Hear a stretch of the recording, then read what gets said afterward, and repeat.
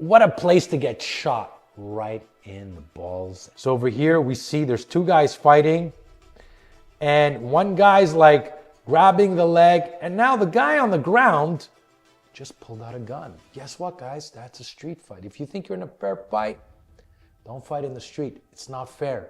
You're always going to be outnumbered, outarmed. It's never a fair fight.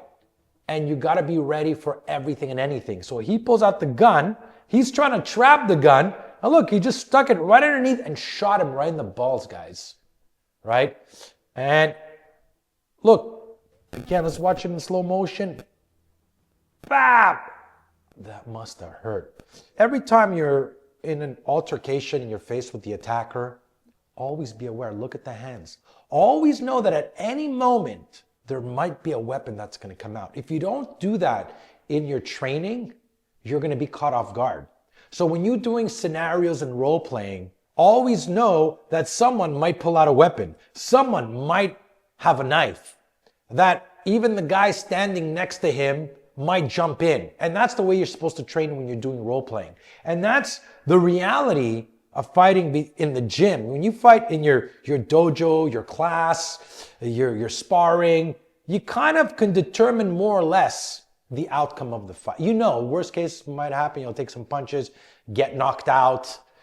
But when you're in the street, you don't know who you're dealing with. You don't know his mindset. You don't know his level of violence. You don't know if he just, guy maybe came out of prison. Maybe he's on drugs. Maybe he has nothing to lose. Maybe he's unstable, right? So that's the brutal reality of fighting in the gym. Fighting in your dojo and your class and your gi comfortably, knowing you're in a safe environment, and fighting in the street. And I know for 10 years of working in clubs, I got threatened so many times, and I took every threat seriously. And every time I was called and there was a fight in the club, I knew that anybody in here might pull out a knife and try to stab me. Again, always be aware of your environment and the attacker. Follow the hands. Is he reaching something? Does he have something in his hands? Anything that could be used? There's no reason why someone should be reaching for something in the middle of a fight. He's not going to make a phone call. Chances are he's going to pick up a weapon. So you need to be able, in your training, to train them to be able to intercept that.